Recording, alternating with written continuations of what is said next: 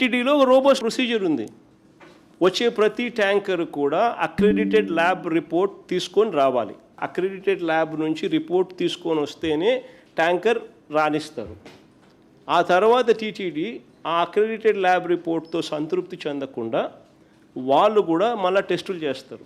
ఆ టెస్టులో పాస్ అయితేనే పైకి పంపిస్తారు, ఫెయిల్ అయితే తిరిగి వెనక్కి పంపిస్తారు. ఇక్కడ కూడా వెనక్కి పంపించినారు, క్లియర్గా కనిపిస్తూ ఉంది. చంద్రబాబు నాయుడు గారి హయాంలో గతంలో 15 సార్లు అలా ట్యాంకర్లు వెనక్కి వెళ్ళాయి. వైఎస్ఆర్సీపీ హయాంలో గతంలో అలా 18 సార్లు వెనక్కి పంపించేసినారు టెస్ట్ ఫెయిల్ అయితే. అక్రెడిటెడ్ ల్యాబ్ రిపోర్ట్ అనుకూలంగా ఉన్న టీటీడీ చేసిన టెస్ట్ ఫెయిల్ అయితే వెనక్కి పంపించే సాంప్రదాయం. మరి అలాంటప్పుడు ఏ రకంగా ఆ గంపగుత్త కింద ఏ రకంగా నువ్వు వైసీపీకి అటాచ్ చేస్తున్నావు, వైఎస్ఆర్సీపీ హయాంకి అటాచ్ చేస్తూ ఉండవు? వైఎస్ఆర్సీపీకి ఏం సంబంధం? తప్పు జరిగింది ఇప్పుడు చంద్రబాబు నాయుడు హయాంలో. రిజెక్ట్ చేసిన ట్యాంకర్లు మళ్ళీ వెనక్కి తీసుకొని నువ్వు వాడావు. సిబిఐ ఛార్జ్ షీట్లో చెప్పింది, నేను చెప్పలా. వాళ్ళ charge sheet number CBI SIT final charge sheet page number 44, page number 91, page number 64, 3 charge షీట్లో ఉన్నాయి. చూడండి. Further the adulterated ghee rejected 4 tankers of MSAR dairy food private limited were resupplied to TTD in the supply orders of Vaishnavi Dairy Specialities Private Limited, and TTD accepted the same. Instead of directing the rejected 4 tankers of MSAR Dairy Food Private Limited, they directed the 4 drivers of Vaishnavi Dairy Specialities Private Limited A6 to conceal 4 rejected tankers.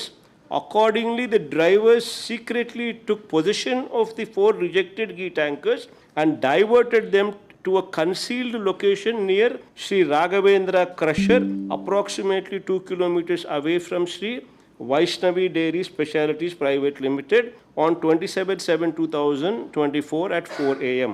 The rejected ghee of MSAR Dairy Food Private Limited resupplied to TTD during August 2024 and September 2024. CBI charge sheet Swami ఇది. ఆరోపణ ఎదుర్కొంటున్న premier dairy timeline. CBI SIT charge షీట్లో ఆరోపణలు ఎదుర్కొంటున్న premier agri foods 2013 నుంచి 2014-19 మధ్య చంద్రబాబు హయాంలో వరుసగా టెండర్ దక్కించుకుంటూ నెయ్యి సప్లై చేసింది. ఈ విడత చంద్రబాబు అధికారానికి వచ్చిన ఇది ఇంకోటి. ఇది ఇంకా చూడండి, వరుసగా చంద్రబాబు నాయుడు హయాంలో ఇదే ప్రీమియర్ డైరీ అనేది వరుసగా నెయ్యి సప్లై చేస్తూ ఉందని చెప్పి ఆధారాలతో సహా డాక్యుమెంట్స్ ఒకవైపున కనిపిస్తూ ఉండగా, మరోవైపున చంద్రబాబు నాయుడు రెండోసారి ఇప్పుడు ముఖ్యమంత్రి అయిన తర్వాత చంద్రబాబు నాయుడు అధికారంలోకి వచ్చిన తర్వాత కూడా టెండర్లలో పాల్గొంది.